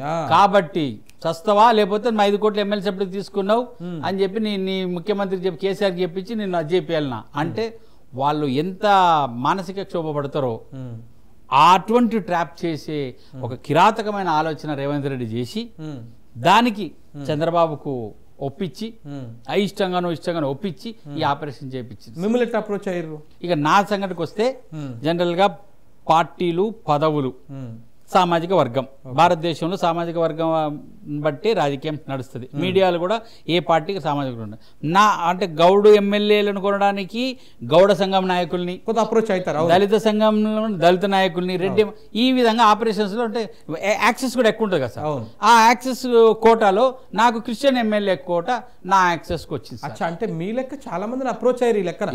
ఇప్పుడు మన ఎర్రబెల్లి చెప్పింది అదేనట కదా సార్ ఆయన. అంటే పేర్లు బయటికి రాలేదు కానీ ఇప్పుడు మిమ్మల్ని ఒక క్రిస్టియన్ ఎమ్మెల్యేని కొనుగోలు చేయడానికి మిమ్మల్ని అప్రోచ్ అయ్యారు సార్. ఒక గౌడ్ ఎమ్మెల్యేని ప్రలోభ పెట్టడానికి ఇంకో పెద్ద గౌడ్ని అప్రోచ్ పెద్ద గౌడ్ అప్పుడే ఒక రెడ్డిని చేయడానికి ఇంకో పెద్ద రెడ్డి ఆపరేషన్ ఎప్పుడూ అయిపోయింది సార్. బీసీలకు సంబంధించినటువంటి యాదవులో ముదిరాజులో ఉంటే వాళ్ళకి సంబంధించినటువంటి మొత్తం అయిపోయింది. అవసరం ఉన్నా లేకపోయినా 5 కోట్ల నోట్లు రెడీ చేసి బ్యాగులు రెడీ చేసి ఉత్సవం లేకపోయి ఇప్పుడు మనకు తెలిసి ఈ మధ్య ఏసీబీ రైడ్ అనుకోండి, ఆ ఏసీబీ ఆఫీసులో కోట్ల గంజాయి నోట్లు పట్టుకుపోయి ఏ క్యాహాన్ చూస్తున్నాం కదా, సినిమాలో చూస్తున్నాం కదా, అట్లా అవసరం లేకున్న డబ్బును వెదజల్లి వాళ్ళని ప్రలోభ పెట్టుకొని తర్వాత సమాజానికి తెలిసింది ఓన్లీ 50 లక్షలు ఆ ఒక వీడియో ఇది మాత్రమే, కానీ తెర వెనక ఇంత ఉందన్నమాట. తెర వెనక ఇంత ఉంది సార్. అందుకనే కేసీఆర్ గారు అలర్ట్ అయ్యి ప్రజా అంటే దేశద్రోహులు జంప్ కావద్దు, మిమ్మల్ని అప్రోచ్ అయ్యారు క్రిస్టియన్ ఎమ్మెల్యేని కొనుగోలు చేయడానికి. తర్వాత ఏమైంది? నన్ను అప్రోచ్ కావడానికి ఏం చేసారు, నాకు చంద్రబాబు రేవంత్ డైరెక్ట్ కాదు కదా, నన్నే ఎందుకు సెలెక్ట్ చేసుకున్నారంటే నా స్వార్థం ఒకటి ఉంది సార్. చంద్రబాబు అప్పుడు ఉమ్మడి ఆంధ్రప్రదేశ్లో ముఖ్యమంత్రి, వైఎస్ రాజశేఖర రెడ్డి ఉమ్మడి ఆంధ్రప్రదేశ్లో ముఖ్యమంత్రి. వైఎస్ రాజశేఖర రెడ్డి గారు ఏం చేశారంటే క్రైస్తవులకు అనుకూలం కాని అంటే క్రైస్తవులకు వ్యతిరేకమైన ఒక జీవో తిరుపతిలో అన్యమత ప్రచారం చేస్తున్న వాళ్ళను ప్రవేశించకూడదని చెప్పి ఆ తిరుపతి పుణ్యక్షేత్రానికి ఒక 25 కిలోమీటర్ల సరౌండింగ్ పెట్టి అక్కడ ఒక జీవో ఇష్యూ చేసింది sir. YS Rajasekhara Reddy. Actual Tirupati అంటే మనం ఏమనుకుంటాం, హైదరాబాద్ అంటే గ్రేటర్ హైదరాబాద్ అంటే ఓఆర్ఆర్ దాటింది కూడా హైదరాబాద్ అంటాం, చార్మినార్ దగ్గర హైదరాబాద్ అంటాం, దిల్సుఖ్నగర్ మెహదీపట్నం హైదరాబాద్ అంటాం. అట్లా కాకుండా హైదరాబాద్ అంటే గింతే. అంటే తిరుపతిలో ఒక 7-8 కొండలు ఉన్నాయి కదా సార్. ఆ విస్తీర్ణమైన తిరుపతిలో ఒక బ్రదర్ అనిల్ కి ఇప్పుడు కేఏపాల్ను తొక్కేసి ఆయన ప్రాజెక్టులను బంద్ చేసి బ్రదర్ అనిల్ కుమార్ ఆయన అల్లునికి తిరుపతిలో ఒక పెద్ద చర్చి కట్టిద్దామని చెప్పి ప్లాన్ వేసిండు. అప్పుడు ఎక్కడికి పోయినా ఇది తిరుపతి పుణ్యక్షేత్రం అంటారు కదా, కాబట్టి పుణ్యక్షేత్రానికి ఒక రేడియస్ ఫిక్స్ చేసి ఇది పుణ్యక్షేత్రము ఇది సాధారణ క్షేత్రం, సాధారణ క్షేత్రంలో ఒక 5 ఎకరాలు 2 గుట్టలు అనిల్ కుమార్కి ఇచ్చేద్దామని చెప్పి ఒక జీవో తయారు చేసి. మంచిదే, మాకు మంచిదే, హిందువులకు కూడా మంచిదే, అన్నిటికీ మంచిది. తప్పు కదండి అది. సరే అది సబ్జెక్ట్ వేరే. ఓకే ఇది అంటే తప్పు అంటారు కదా సార్ మీరు, మంచిది అంటారు తప్పు అంటారా? ఇక ఏదైనా కానీ తర్వాత మనం ఇప్పుడు డిస్కషన్ పోతే మళ్ళీ అది వేరే తిరిగి అవుతుంది. అది ఎందుకంటే మన కమ్యూనిటీ పరంగా ఎప్పుడు ఏ టాపిక్ నేను తీసుకోవాలి. అయితే ఆ జీవోకు వ్యతిరేకంగా మేము పోరాటం చేసినాం. ఎందుకు పోరాటం చేస్తున్నాం అంటే నేను చెప్పుకుంటా సార్, మీ సబ్జెక్ట్ అంత చెప్పినా నా సబ్జెక్ట్ నేను చెప్పాను. ఎందుకంటే నా సమాజం కూడా నేనేదో ద్రోహం పడిపోయిన అనుకుంటారు. నేను ఎందుకు చంద్రబాబు సన్నిహితంగా ఉండాల్సి వచ్చిందంటే ఇట్లాంటి ఓటుకు నోటు ఆపరేషన్ నీచ ఆపరేషన్ గురించి కాదు, కానీ ఈ రేడియస్ తిరుపతికి ఒకటే పెడితే పర్వాలేదు. ఈ జీవో ఉమ్మడి ఆంధ్రప్రదేశ్లో ఉన్న ప్రతి ఒక్క హిందూ దేవస్థానాలకు అప్లై చేశారు. బిర్లా టెంపుల్ ఉంది, బిర్లా టెంపుల్ మీద 5 కిలోమీటర్లు అంటే మన రవీంద్రబాద్ గారు నిలబడ్డా సరే అది 5 కిలోమీటర్ల లోపల వస్తుంది. అక్కడ ఒక పాస్టర్ కూడా పోలేడు. ఇట్లా తిరుపతి యాదగిరిగుట్ట ఒక్క తిరుపతి పెట్టుకో, ఒక్క పుణ్యక్షేత్రం పెట్టుకో, మొత్తం ఇంప్లిమెంట్ చేసి అప్పుడున్న రాజశేఖర్ దగ్గర ఉన్న ఐపీఎస్ ఆఫీసర్లు GO all over the state అని పెట్టారు సార్. ఇది తప్పురా బాబు రాజశేఖర రెడ్డి, తప్పు దీన్ని తీసేయమంటే నేను పెట్టిన జీవో నేను తీసేయలేని మీరు కోర్టుకు పోండి అన్నాడు. ఇప్పుడు ఇది కోర్టు ద్వారానో లేదా అధికారులు చాలా మంది మా పాస్టర్లు కలిసి రాజశేఖర రెడ్డి ఫ్యామిలీ మెంబర్స్ అందరు కలిసి ఇస్తే కూడా నేను చేయలేను అంటున్నాడు. అప్పుడు మేము ఏం చేయాలి, ప్రత్యామ్నాయము రాజకీయంగా దాన్ని ప్రశ్నింపజేయాలి. అప్పుడెవరు ప్రతిపక్షం చంద్రబాబు. అలా చంద్రబాబు దగ్గరికి మేము అప్రోచ్ అయ్యి ఈ రాజశేఖర రెడ్డి చేస్తున్న దాని మీద పోరాటం చేసుకుని ఆయనకు అభిమాన సంఘంగా మేము ఉన్నాం. ఇప్పుడు అఫిలియేట్ అంటే ఏం లేదు సార్, నిజంగా అఫిలియేట్ ఉన్నాం బాగుండు, ఏం లేదు, అవసరానికి ఆ ప్రెస్ మీట్ ఉంటే వాడుకోవడానికి ఆ టీడీ జనార్దన్ చేసేవాళ్ళు సార్. అట్లా ఉన్న మేము పార్టీకి పనిచేస్తున్నాం కదా, ఈ రేవంత్ రెడ్డి అనే ఆయన పిలిచి బ్రదర్ నువ్వు పార్టీకి పనిచేస్తున్న సంగతి మాకు తెలుసు, ఆయన మన పార్టీలు మనకి ఏమి ఇయ్యారు అన్న సంగతి కూడా నీకు తెలుసు కదా, ఏదో నీకు నాకు నేను పోతున్నాం, కానీ ఇక్కడ ఒక అవకాశం వచ్చింది, నాకు బిస్కెట్ ఇక ఆప్షన్ సార్ ఓపెన్ కానండి, నాకు బిస్కెట్ వేసి ఇక నువ్వు అన్నట్లు అడుగు అనా. ఏదో అంటే మాట్లాడగలుగుతాం కానీ ఒక ఎమ్మెల్యే ఇంకొక ఎమ్మెల్యే కోటి ఏమంటా అంటే నా నాలెడ్జి ఈ టాపిక్ లో ఉంది కానీ ఇంట్లో లేదు కదా, అట్లెట్లా అడుగుతాం అది కాదని చెప్తే రేవంత్ రెడ్డి దగ్గర ఒక అసిస్టెంట్ ఒకటి జిమ్మి బాబు అని ఆయనను పిలిపించేసేసి అరే నువ్వు నచ్చ చెప్పాయా మనకి ఇది కామనే అంటే సీక్రెట్ ఓటింగ్ అనేది ఎమ్మెల్సీ ఎన్నికల్లో కామన్ ప్రస్తుతం ఏ పార్టీలో ఎవరికైనా ఇప్పుడు రాష్ట్ర ఉపరాష్ట్రపతి ఎన్నికలు ఎవరో తెలియదు, ఇది కూడా అంతే కదా, ఈ మీది కామన్ మనకు తెలియదు కాబట్టి ఇది కామన్. ఒకవేళ ఆయన అడిగిండు అనుకో అప్పుడు ఏం చెప్తావు, పోయి జోక్ చేసినపో అని వచ్చేసేయి, వాడు ఓకే అంటే మాకు చెప్పు, ఆ ప్రశ్న మేము చూసుకుంటాం. అంటే మీకు ఒక లీడ్ ఇచ్చిండు, లీడ్ అదే బిస్కెట్ అంటారు సార్ మన తెలంగాణ భాష, బిస్కెట్. అయితే ఎట్లా పోయి నువ్వు అప్రోచ్ గా ఎక్స్ పర్సన్ ఎమ్మెల్యేకి, అవును సార్, ఆయన ఓకే అని సానుకూలంగా స్పందిస్తేనేమో వచ్చి మాకు చెప్పు అటు గట్టిగా సీరియస్గా మాట్లాడితే నేను ఉట్టిగా జోకేసిన నువ్వు పడతావో లేదో అని చెప్పేసి అని చెప్పి అంతవరకే నా పాత్ర సార్. ఓకే, కానీ ఆ ఎమ్మెల్యే మీకు తెలుసు అని ఈయనకెట అదవుతుంది అంటే ఇక ఆ ఎమ్మెల్యేకు తెలంగాణ వచ్చిన తర్వాత ఆయన నామినేట్ పదవి ఇవ్వాలంటే మా తెలంగాణ క్రైస్తవ అసోసియేషన్ ఆయన మీకు ఎట్లా పరిచయం? ఆయన అంటే ఒక క్రైస్తవ ప్రజాప్రతినిధులు మా అసోసియేషన్ తరఫున అన్ని పార్టీల కలుస్తూ వచ్చాం మేము. క్రైస్తవ ఎమ్మెల్యేలు క్రైస్తవులు ఇప్పుడు మాదిగ సంఘంలకు అన్ని పార్టీలు ఉన్న మాదిగ నాయకులతో పరిచయం మాకు పరిచయం ఉంది. తెలంగాణ వచ్చిన తర్వాత ఆయనకు కూడా మేము లెటర్ ప్యాడ్ ఇచ్చి ఆయన పదవి తీసుకోవడానికి కూడా మేము ఆయనకు సహకరించాం సార్. కాబట్టి ఈయన చెప్తేనే ఆయన వింటాడు అని చెప్పి నన్ను సెలక్షన్ చేసుకొని చెప్పిండ్రు. నేను పోయి అదే విషయం చెప్పిన. మావుడు కూడా దరిద్రము, ప్రశ్నకు సమాధానం చెప్పలేదు, ఇది నేను చేసేదానికి అంగీకారం కాదో చెప్పలేదు, కానీ నీ ద్వారా ఇంత వచ్చిందా ఈ ఆఫరు, నీకంత సీన్ ఉందా అన్నట్టుగా నాకు ఉల్టా వేసింది. అట్లా అడుగుతా యూ గెట్ అవుట్ అన్నా స్టీఫెన్సన్ మావాడు, అట్లా అడుగుతా యూ గెట్ అవుట్ అన్నా అనాలి, లేకపోతే సరే ఉంటే చెప్పు అని అనాలి. నీ ద్వారా నాకు 5 కోట్ల ఆఫర్ అయిపోయింది, నువ్వే 500-200 ప్రెస్ మీట్ పెట్టాడు కదా అని చెప్పి నన్ను కొంచెం చులకనగా మాట్లాడాడు. నేను అరే భాయ్ నా ద్వారా వచ్చింది 100 వచ్చింది నీకెందుకు రా, if you are willing you can inform me అన్న. ఓకే లెట్స్ సీ అన్నాడు. లెట్స్ సీ అంటే ఏమనుకుంటాం సార్, సరే ఓకే కానీ క్యారీ అన్నట్టు అనుకొని చెప్పి నేనేం చేసిన ఆ మాట రేవంత్ రెడ్డికి చెప్పిరా డైరెక్ట్ చెప్పిరా ఫోన్లో చెప్పిరా? ఒక్క మాట సార్, రేవంత్ రెడ్డికి చెప్పాలంటే అప్పుడు మహానాడు జరుగుతుంది, మహానాడుకు పోవాలంటే ఫోను ఇవన్నీ ఉంటాయి కాబట్టి అక్కడ ఆయనకు జామర్లు ఉంటాయి కాబట్టి అక్కడ పోలేక అదే పార్టీలో ఉన్న సెబాస్టియన్ అనే ఇంకో వ్యక్తిని పిలిచి అరే బాబు మీ వాళ్ళు నాకు ఒక ఆపరేషన్ చెప్పారు, ఇది సక్సెస్ ఈయన ఓకే అన్నాడు పార్టీ, మీరు వెళ్ళి మాట్లాడుకోండి అని. అంటే ఏం మ్యాటర్ చెప్పకుండా ఒకటి చెప్పారు అది ఓకే అన్నారు అని చెప్పిన. ఇదే ఎమ్మెల్యే ఓట్ల గురించి వాళ్ళు ఎమ్మెల్సీ ఓట్లలో ఎమ్మెల్యేని ఒప్పుకోమన్నారు అని చెప్తే ఆయన ఆశ్చర్యం, నేను పార్టీ క్రిస్టియన్స్ వెళ్ళి కదా నీకెందుకు చెప్పారని చెప్పి ఆయన ఒక ఫీలింగ్. అంటే ఎవరితో చెప్తే వింటాడో వానికి వాళ్ళు డిసైడ్ చేస్తే నాకెందుకు చెప్పాలని ఈ ఓవర్ యాక్షన్ బాబు పోయి అక్కడ ఆయన చెప్పడం, సార్ అంతా అయిపోయిందట సార్ అని చెప్పడం. ఎప్పుడైతే ఎమ్మెల్యే అంగీకారం తెలుసుకున్న చంద్రబాబు రేవంత్ రెడ్డి ఆ సెబాస్టియన్ అనే వ్యక్తితోటే ఫోన్ ట్రాన్సాక్షన్ ఫోన్ కాంటాక్ట్ అంతా పెట్టుకొని ఈ నోట్ల కట్టలు తీసుకుపోయే వరకు కూడా వచ్చింది సార్. వచ్చి అటాక్ చేసింది మాత్రం మీరు? అటాక్ చేసింది నేను సార్. చేసిన తర్వాత అంటే ఒక చేసింది ఇక్కడ కూడా మళ్ళీ నాకు నమ్మక ద్రోహం చేసిండు రేవంత్ రెడ్డి. నాకు ఆపరేషన్ చెప్పిండు కదా సార్. అవును, ఇప్పుడు మనం ఒక రియల్ ఎస్టేట్ పార్టీ మాట్లాడతాం, కొంత అన్నాడు బయర్ 1% 2% నీ కమిషన్ నీకు ఇవ్వాలి, కమిషన్ వదిలిపెట్టు సార్. నాతో పార్టీ ఒక నన్ను కట్ చేసి వాళ్ళ ఏజెంట్ తీసుకుపోవడం సార్. డైరెక్ట్ పార్టీ దగ్గరికి వెళ్ళిపోయాడు. ఇది నమ్మక ద్రోహమే.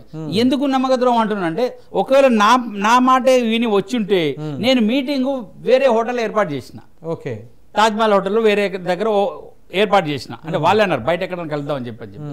అట్లా వేరే హోటల్కి వచ్చి ఉంటే ట్యాపింగ్ వచ్చినా లీక్ వచ్చినా ఈ డేటా దొరకకుండా నేను వాళ్ళని అలర్ట్ చేయడం వీళ్ళని వాళ్ళ అలర్ట్ చేయడం చేసి ఈ కేసు అంటే వాళ్ళు అనుకున్న ఆశయం నెరవేరనో లేదో కానీ ఒక నేరం ఘోరం అయితే జరిగేది సార్. కానీ వాళ్ళ ఓవర్ యాక్షన్ నాకు చేసిన నమ్మక ద్రోహము నన్ను కట్ చేయడం ద్వారా నాకు వాళ్ళు ఇల్లికిటిగా పోదని చెప్పి ఈయన అనడము. ఆ టైంలో ఈ మహానాడు జరుగుతుంది కాబట్టి స్టిక్కర్లు బండికి ఫ్లాగులు గీలు ఉంటాయి. ఈ సెబాస్టియన్ కారులో వెళ్ళిపోయి వాళ్ళ ఇంట్లోకి వెళ్ళిపోయి డైరెక్ట్ మాట్లాడడం చేయడం చూస్తే ఇప్పుడు ఎవరైనా ఒక ఎమ్మెల్యే అంటే ఎమ్మెల్యే పార్టీలకు అతీతంగా ఉంటాడు, కానీ ఎమ్మెల్యే గన్మెన్ ఎమ్మెల్యే డ్రైవర్లు ప్రభుత్వం వాళ్ళే ఉంటారు కదా, ఇంటెలిజెన్స్ వాళ్ళని కనుక్కుంటే ఎవరు వస్తున్నారు చెప్తారు కదా.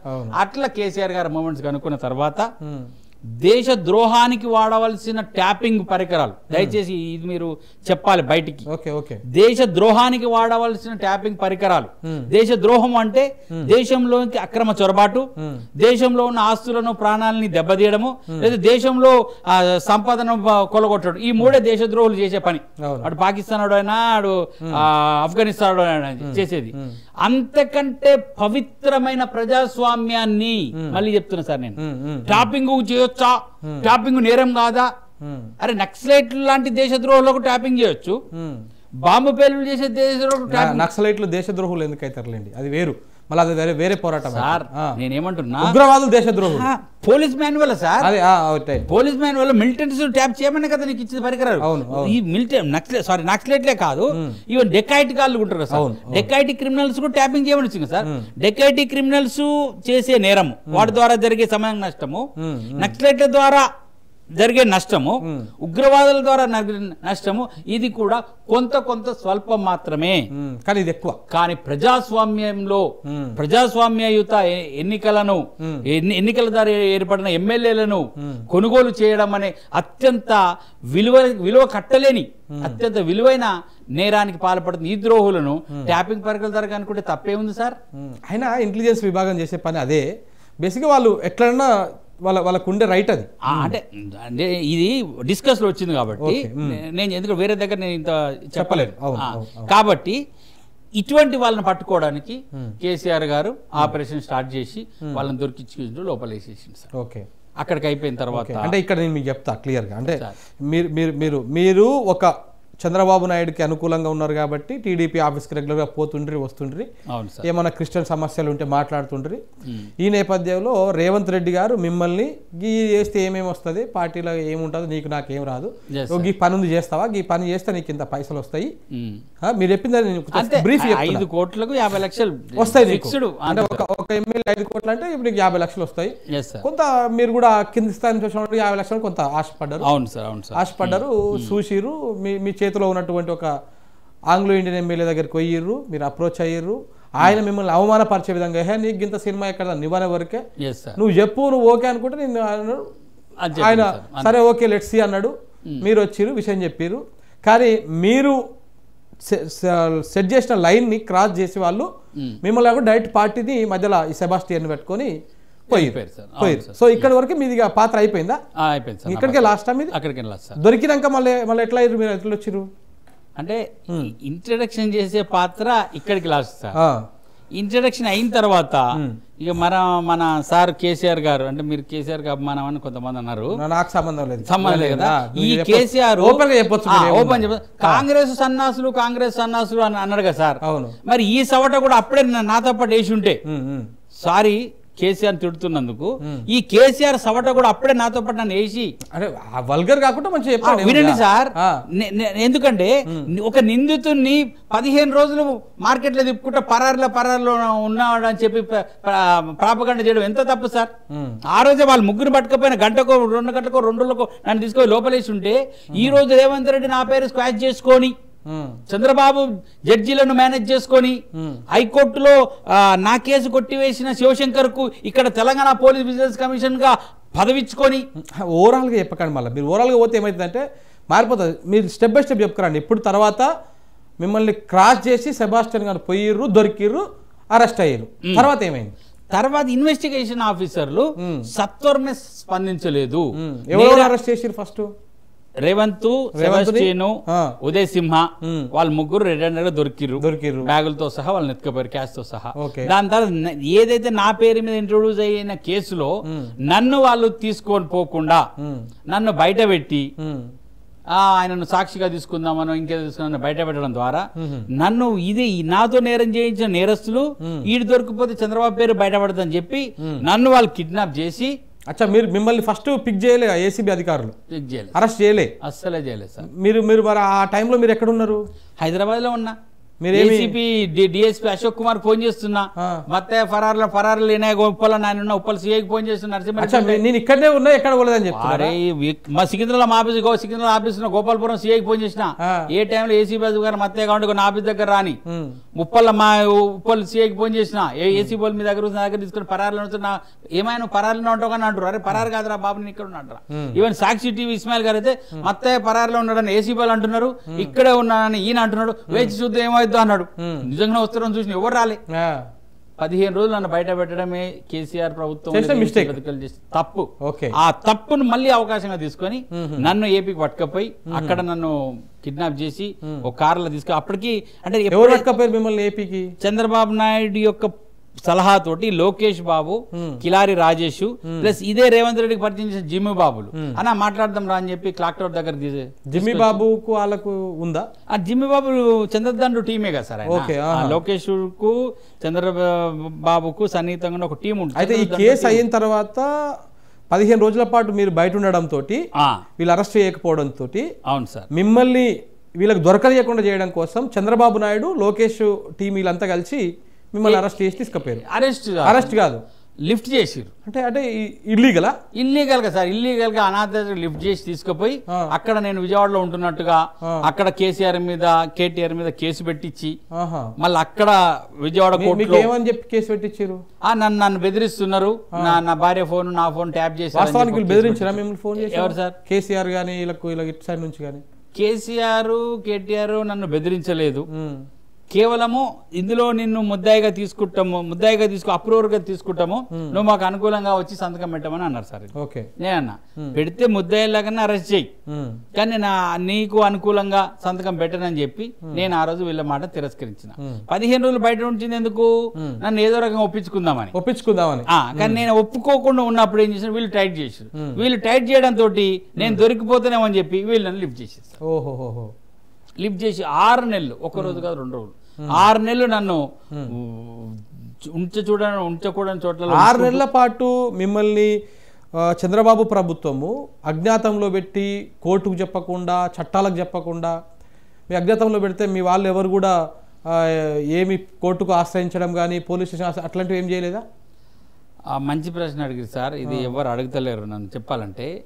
ఆ 6 నెలల కాలంలో నాతో ఏదైతే ఓటుకు నోట్లో నేరం చేపించిన ఈ నేరస్తులు నాతో ఒక రకంగా వాళ్ళు ఒక రకంగా బిహేవ్ చేసుకుంటూ ఇటు నా ఫ్యామిలీని కలవనీయకుండా, కొన్ని నా ఫ్యామిలీని కలవనీయకపోతే నా ఫ్యామిలీ అన్నట్టు హెబియస్ కార్పస్ పిటిషన్ వాళ్ళు ఇంకేదో పోతుండే, అట్లా అటుపోనీయకుండా ఆశ పెట్టుకుంటూ పెట్టిన ఆశకు తగ్గట్టు ప్రతిఫలం ఇవ్వకుండా భయపెట్టుకుంటూ ఒక మల్టిపుల్ సిస్టమ్ లో నన్ను ఇరికిచ్చి వాళ్ళు గేమ్ ఆడారు సార్. చంద్రబాబు ప్రభుత్వము, లోకేష్ బాబు, అక్కడ ఉన్న ఇంటెలిజెన్స్ ఆఫీసర్లు.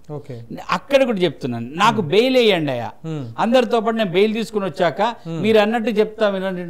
కాదు బెయిల్ కాదు, నీకు బెయిల్ వేసినా సరే చంద్రబాబు పేరు బయట వస్తుంది, కాబట్టి బెయిల్ కాకుండా క్వాష్ మేము వేసుకుంటాము అని చెప్పి నాతో తెల్ల కాగితాల మీద సంతకాలు పెట్టించుకొని క్వాష్ వేస్తామన్న సంగతి నాకు తెలియదు. కోర్టులో వాదనలు జరుగుతుంటే ఇన్కేమర్ ప్రొసీడింగ్ అప్పుడు తెలిసింది క్వాష్ అని. క్వాష్ ఎందుకు వేసారు సార్? A4 గా ఉన్నారు, A4 ఉన్నా సార్, మీరు ఉన్నారు. కానీ మిమ్మల్ని వీళ్ళు 15 రోజులు జాప్యం చేసే వరకు వాళ్ళు ఎత్తుకపోయారు. 6 నెలలు వాళ్ళ దగ్గర పెట్టుకున్నారు. వాళ్ళ దగ్గర పెట్టుకొని అసలు కేసులో మెయిన్ సూత్రధారిగా ఉన్నటువంటి, అంటే మెయిన్ కీలక స్టార్టింగ్ పాయింట్ అంటారు కదా, బెనిఫిట్స్ రాయనే కదా, స్టార్టింగ్ పాయింట్ అంటారు కదా, ఆ స్టార్టింగ్ పాయింట్ ఇబ్బందులు రాకుండా ఉండడం కోసం మిమ్మల్ని మొత్తానికి కేసుల నుంచి తొలగించేటువంటి ప్రయత్నం చేసి సక్సెస్ కూడా అయ్యారు సార్. ఎట్లా మరి మీరు ఎట్లా ఇన్ కెమెరా ప్రొసీడింగ్ మీరు ఎట్లా ఒప్పుకున్నారు? నేను అక్కడ ఉన్నంత ఇన్ కెమెరా ప్రొసీడింగ్ అయినంత కాలంగా ఆ ఇన్ కెమెరా ప్రొసీడింగ్ అయిన సంగతి నాకు తెలియదు, క్వాష్ అయితే సంగతి నాకు తెలియదు. మీడియాకు కానీ ప్రజలకు కానీ మా బంధువులకు ఎవరికి తెలియకుండా అజ్ఞాతంగా ఒక మామిడి తోటలల్లా ఒక లాడ్జీలల్లా వారానికి ఒకసారి ఇక్కడ అక్కడ తిప్పుకుంటూ సగం ఏపీ మొత్తం తిప్పుకుంటూ దాచిపెట్టారు సార్. కేవలం టైంకు ఫుడ్, బెడ్, కావాలంటే ఎక్కడో గుర్తులేని ప్లేస్లలో వాకింగ్ చేయించుకొని కాపాడారు సార్. ఈ అప్పుడు ఆపరేషన్ కూడా ఎందుకు సహకరించినంటే చిన్న మాట చెప్తా, మీరు చెప్పొద్దు చెప్తా. ఎందుకంటే క్రిస్టియన్ ఎమ్మెల్యే కొనడానికి క్రిస్టియన్ నాయకుని పట్టుకొని ప్రభుత్వం దొరికిపోతే ఇప్పుడు ఇదే క్రిస్టియన్ నాయకుడు మళ్ళీ సరెండర్ అయ్యి నిజం చెప్తే అప్పుడు టీడీపీ పార్టీ ఏపీ ప్రభుత్వం పడిపోయే పరిస్థితి ఉంది సార్. ఓకే, ఎట్లా? చంద్రబాబును అరెస్ట్ చేస్తే టీడీపీలో అంతర్గత విభేదాలు వచ్చేసి పార్టీ పడిపోతుంది. ఏపీలో ఇక్కడ మనకు కొత్త రాష్ట్రం అయితే అక్కడ వాళ్ళకు కూడా కొత్త రాష్ట్రం, కొత్త ప్రభుత్వం ఒక క్రిస్టియన్స్ ద్వారా పోయిందంటే క్రిస్టియన్స్ ఎందుకు పోయినరా అని చెప్పి ఒక చెడ్డ పేరు వస్తుంది. కాబట్టి మీరు దొరకొద్దు సార్, మీకు మేము అనుకున్నంతగా ఎక్కువనే మీకు ఇస్తాము, పదవి ఇస్తాం, ఏదో ఒక బిస్కెట్లు ఆశపడి. ఇక్కడ ఒక్క బిస్కెట్ మిస్ అయితే అక్కడ ఒక 5 బిస్కెట్ ప్యాకెట్ ఇచ్చారు. ఈడ బిస్కెట్ మిస్ అయితే ఆడ కూడా మిస్ అయిందా? అది బిస్కెట్ ఇచ్చిరు సార్, ప్యాకెట్ ఇచ్చిరు. సరే ప్యాకెట్ నిండా బిస్కెట్ ఉంటాయని చెప్పి 6 నెలలు మౌనంగా ఉండి ఇన్ కెమెరా అయిన తర్వాత కూడా బయటకు వచ్చే ముందు ఎల్బీనగర్ రింగ్ రోడ్ దగ్గర తీసుకొచ్చి బండి ఆపని కూడా ఆపలే. ఎల్బీనగర్ రింగ్ రోడ్ ఇప్పుడు చిన్నగా ఉంటుండే, ఇట్లా దింపేసి ఇట్లా నేను వెనక్కి తిరిగి చూసే లోపల నెంబర్ ప్లేట్ ఎడ చూస్తారు అని చెప్పి వ్యాన్ తిప్పుకుని వెళ్ళిపోయారు. బిస్కెట్ లేదు, ప్యాకెట్ లేదు, ఏం లేదు, ప్యాకెట్ లో ఏం లేవు, పిండి పౌడర్ కూడా లేదు, వెళ్ళిపోయారు. తర్వాత ఫోన్ చేస్తే తమ్ముడు ఇప్పుడు కాదమ్మా తర్వాత చూద్దాం అని చెప్పి కనీసం ఒక ఈ రోజు వరకు కూడా మళ్ళీ చెప్తున్నా, నిన్న పోయి ఈ కోర్టులో తీర్పు వచ్చిన తర్వాత నన్న బాబు నువ్వు గమ్మునుండ్రా, ఎంత అయిపోయింది, మేము క్లీన్ అయిపోయినా, నువ్వు కూడా క్లీను, నీ బిస్కెట్ అప్పుడు ఇవ్వకపోతే ఆ బిస్కెట్ డబల్ పెట్టిన టేబుల్ పెట్టిన లేకపోతే మొత్తం చిరిగిపోయినాయి, ఇంత పొడవుంది పడేస్తాం రా అని కూడా పిలిచి ఒక కృతజ్ఞత లేని ఆ చంద్రబాబుకు వాళ్ళకు కృతజ్ఞత లేకపోయినా సరే ఈ రోజు ఇదే ఓటుకు నోటు కేసు ద్వారా పాపులారిటీ అయిపోయి హీరో అయిపోయి ఇక్కడ ముఖ్యమంత్రి అయ్యే స్థాయి రేవంత్ రెడ్డి ఇక్కడ ముఖ్యమంత్రి అయ్యే స్థాయి ఉండేనా సార్? కొడంగల్ లీడర్ గా ఉంటుండే అంతే ఆయన. మా కేసు జరగకపోతే అవును చంద్రబాబుకు ఇప్పుడు అనుకూలంగా ఉన్న ఈ కమ్మ సామాజిక వర్గమే కానీ ఈ టీడీపీ ఫాలోవర్స్ కానీ ఈ సోషల్ మీడియా కానీ అనుకూలంగా వచ్చి రేవంత్ రెడ్డి ముఖ్యమంత్రి అయ్యేందుకు వాళ్ళు సహకరించే వాళ్ళ సార్? లేదు. కానీ అంటే మా కేసు ద్వారానే, మా కూడా కాదు నా కేసు ద్వారానే ఈ రోజు హీరో అయిన రేవంత్ రెడ్డి కూడా కృతజ్ఞత లేదు, ఇస్తలేడు. ఇంతది కానీ ఒకటి నేను ఒక పౌరుడిగా ఒక ఎంతో కొంత న్యాయ వ్యవస్థ మీద నమ్మకం ఉన్నోడిగా సార్ మీరు చాలా పెద్ద తప్పు చేసిరండి, చాలా పెద్ద తప్పు. అంటే పైసలకు ఆశపడి ఒక అనైతికమైనటువంటి పని చేయడానికి ఒప్పుకున్నారు ఫస్ట్ తప్పు.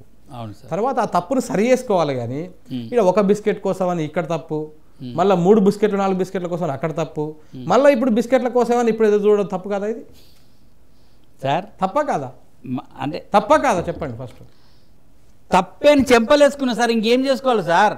నా తప్పును ఒప్పుకుంటానని చెప్పి న్యాయస్థానం దగ్గర కూడా పోయినా సార్, న్యాయస్థానంలో నాకు అవకాశం లేదు. ఇప్పుడు కనీసం మీ ముందే నేను చెప్తున్నాను, మీ ముందే కాదు, ఇంకా నా తప్పును నేను ఒప్పుకోవడానికి ఇంకా నాకు 5 మార్గాలు తెరవబడ్డాయి. ముందుంది ముసళ్ళ పండగ. రేవంత్ రెడ్డి, చంద్రబాబు, మన న్యూస్ లైన్ మీడియా సాక్షిగా చెప్తున్నా, ముందుంది ముసళ్ళ పండగ. ఇవాళ హైకోర్టుకు క్వాష్ కొట్టిపించుకొని నువ్వు శివశంకర్ పోస్ట్ ఇచ్చినావు, ఇదే గవాయికు మరి ఒత్తిడి చేసినావు, ఏం చేసినావు తెలియదు. మళ్ళీ మీరంటే క్రిస్టియన్స్ మత రాజకీయం చేయొద్దు అంటాడు కదా. నిన్న చీఫ్ జస్టిస్ గగాయి వాళ్ళ తల్లిని RSS ప్రధాన కార్యాలయంలో విజయదశమి పూజకు ఆహ్వానించారంట. జాగ్రత్తగా వినండి. మీరు ఇందాక ఒక మాట అన్నారు, ఆ మాట మీరు దృష్టిలోకి రాలేదని నేను ఏపీ నుంచి వచ్చా, మీకు తెలియదా అమాయకులు తెలంగాణలో అనుకున్నా. కానీ ఏపీ ప్రభుత్వంలో నేను ఒక వివాదం చేసి వచ్చిన, ఏమని చంద్రబాబు ప్రభుత్వాన్ని మోడీ ప్రభుత్వం కూలిపోతుందని చెప్పి చంద్రబాబు అన్న. అది ఎంత పెద్ద అవును సార్, అవును. మీరు అది చూడలేక ఆంధ్రలో చూస్తారు, నోటీస్ చేశారు కదా. మీ నోటీస్ కు ఒక అడిషనల్ పేపర్ ఇస్తున్నా. ఇదే గగాయిని చీఫ్ జస్టిస్ గవాయిని వాళ్ళ అమ్మను RSS ప్రధాన కార్యాలయంలో విజయదశమి పూజకు ఆహ్వానించారు. మీరు చేసే చాలా పెద్ద ఎలిగేషన్లు అండి. నేను మీకు ఇస్తున్నా సార్. ఇప్పుడు మీరు ఇలా మాట్లాడితే కంటెంప్ట్ కోర్ట్ అవుతుంది, ఇవన్నీ తప్పవుతుంది కదా. నాదే తప్పైతే చీఫ్ జస్టిస్ గా ఉన్న వ్యక్తి భారతదేశ అత్యున్నత న్యాయస్థానానికి ఒక న్యాయమూర్తిగా ఉంటున్న వ్యక్తి యొక్క తల్లిని ఒక RSS లేదా హిందుత్వ భావం కలిగి భారతదేశ సెక్యులర్ వ్యవస్థను దెబ్బతీస్తున్న RSS విజయదశమి పూజకు ఆహ్వానిస్తే వాళ్ళకు లేని బాధ మీకు నాకెందుకు సార్? అంటే అది తప్పెందుకు అవుతుంది లేండి, అది వాళ్ళ వ్యక్తిగత ఇష్టము. ఇప్పుడు వారు పోతే తప్పు, RSS ఆఫీస్కో లేకపోతే BJP ఆఫీస్కో పార్టీ ఆఫీసులకు వారు పోతే తప్పు, వాళ్ళ కుటుంబ సభ్యులు పోయినంత మాత్రాన దాన్ని మనం ఎట్లా తప్పు పడుతుంది? ఆగుతారు కదా.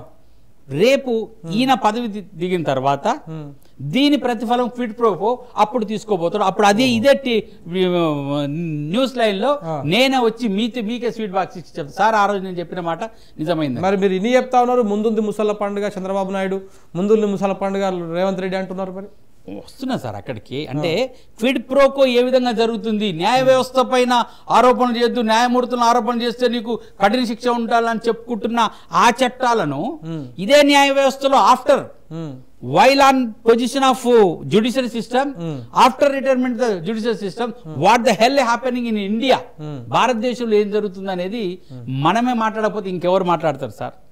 అంతే. ఇక్కడ చిన్న ఉదాహరణ చెప్తాం, ఇందాక చెప్తాను మిస్ అయిపోయినాను. 9 సంవత్సరాలు సుప్రీంకోర్టులో పెండింగ్ ఉన్న ఒక కేసు, ఏదో కేసు వదిలిపెట్టాడు. రామ జన్మభూమి కేసు దగ్గర నుంచి, ఇంకే తలాక్ కేసు దగ్గర నుంచి, ఇంకేదో ఈ CRPC వచ్చింది NHRC అన్ని పెట్టారు. వీటన్నింటి కేసులతో పాటు నా ఒక్క కేసే ప్రధాన భూమిక వహించి వారం లోపలనే 2 డేట్లు రావడము.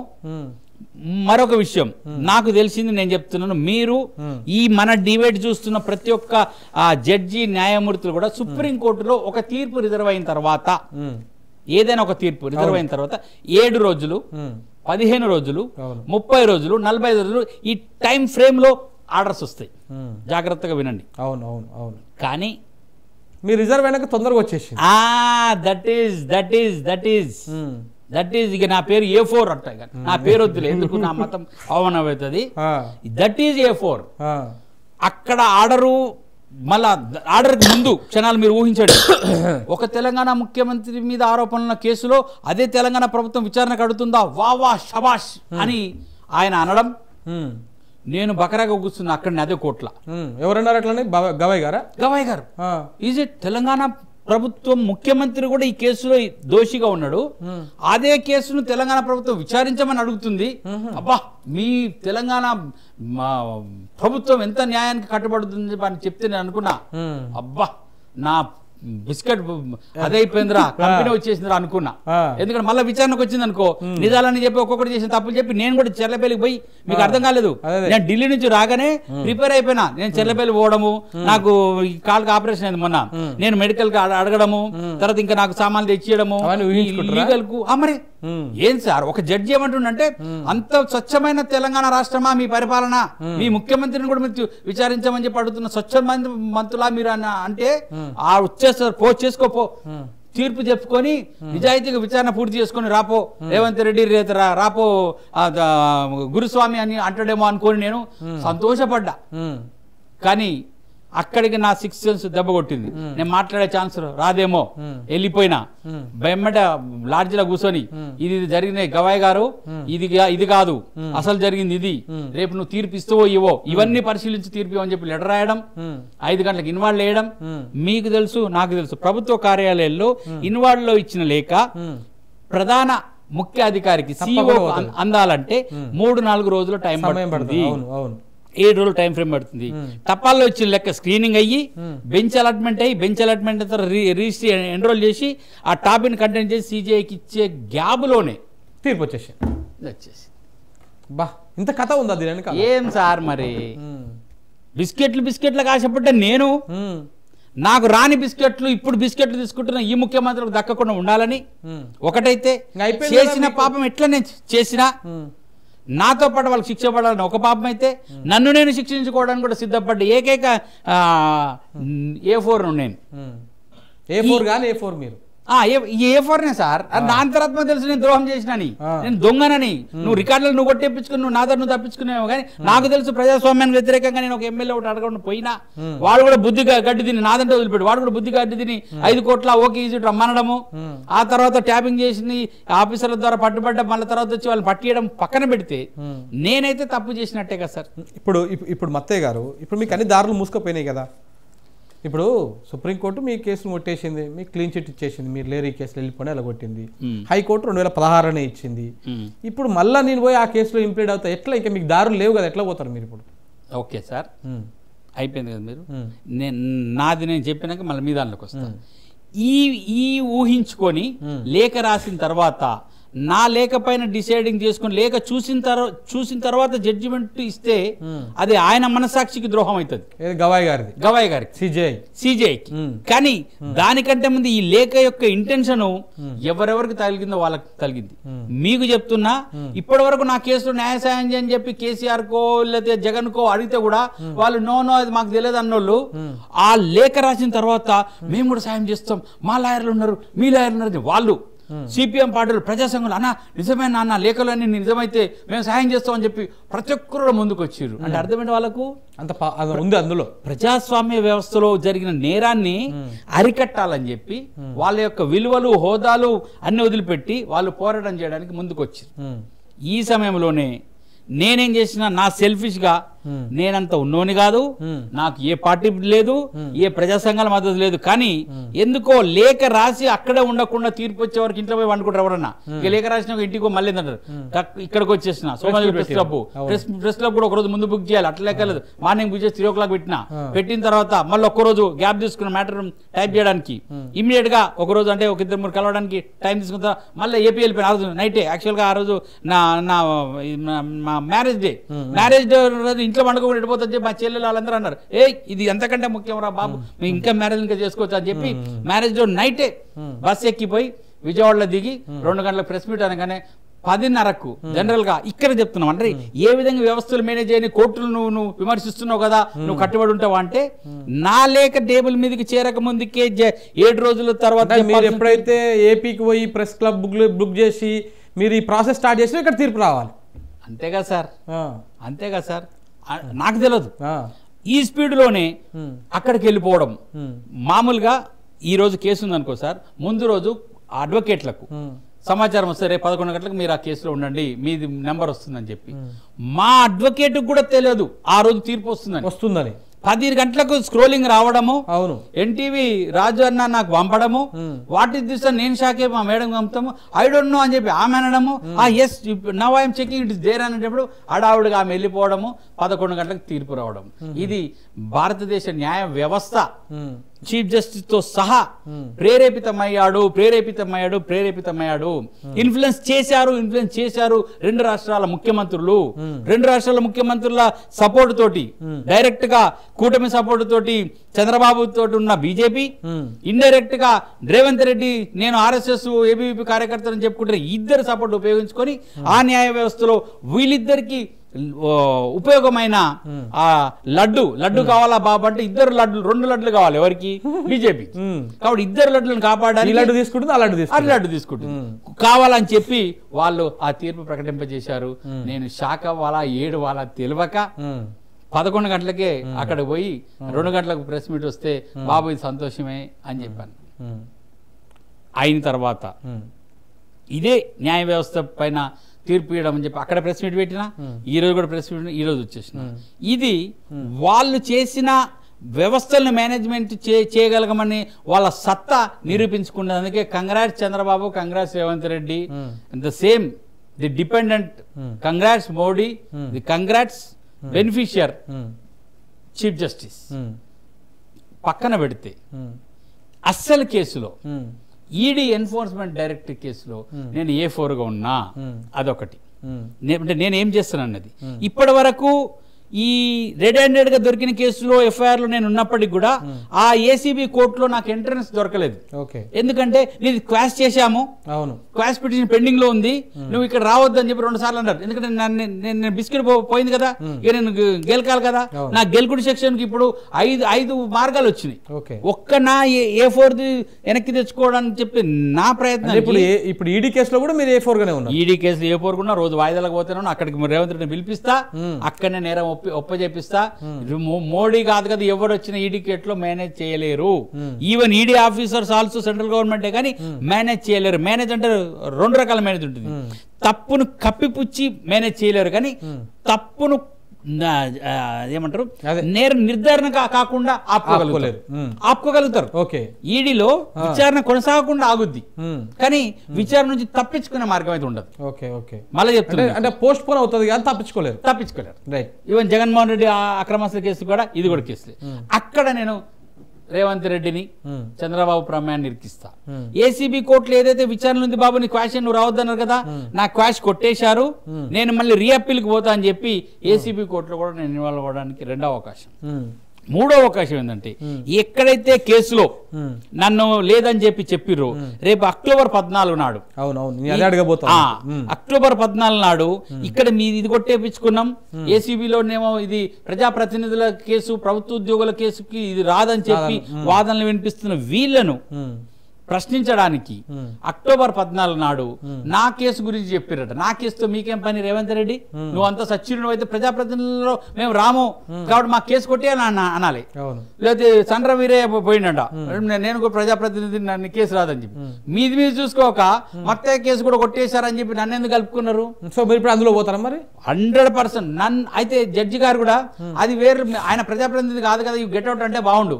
ఆమె మహేశ్వరి మేడం ద్వారా మరొకసారి నాకు న్యాయంలో ఎంటర్ అవ్వడానికి, సుప్రీంకోర్టు గడప తొక్కడానికి నాకు అవకాశం వచ్చింది. మళ్ళీ ఇప్పుడు ఇంటర్ఫేర్ అవుతున్నారు అందులో. రేపు పోతున్నా, అదే పని మీద ఉన్న సార్, మీరు పిలిచిన వచ్చిన, లేకపోతే మొత్తం డ్రాఫ్టింగ్ అంతా రెడీ చేసుకొని ఒక అడ్వకేట్ మాట్లాడుకొని పోతున్నా. సుప్రీంకోర్టులో రేపు 14వ తారీఖు నాడు రాబోయే 14వ తారీఖు కంటే ముందే అందులో ఇంప్లీట్ చేయమని చెప్పి ఒక పిటిషన్ ఇప్పుడు నేను మా అడ్వకేట్ తో మాట్లాడిన చార్ట్ చూపిస్తా. ప్లస్ నాది కొట్టేసారు కదా, కొట్టేసిన కేసులో తెలంగాణ ప్రభుత్వం అప్పీల్కి పోయింది. కానీ నేను ఇదే సుప్రీంకోర్టుకి ఏం పోతా అంటే, ఇప్పటి వరకు నేను ముద్దాయిగా వాళ్ళు తీసుకొచ్చారు, ముద్దాయిని కాదు నేను నిజాలు చెప్పడానికి ఒక బాధితుని, నన్ను ఆశ చూపించి ఎమ్మెల్యే కొనుగోలుకు పంపించారు.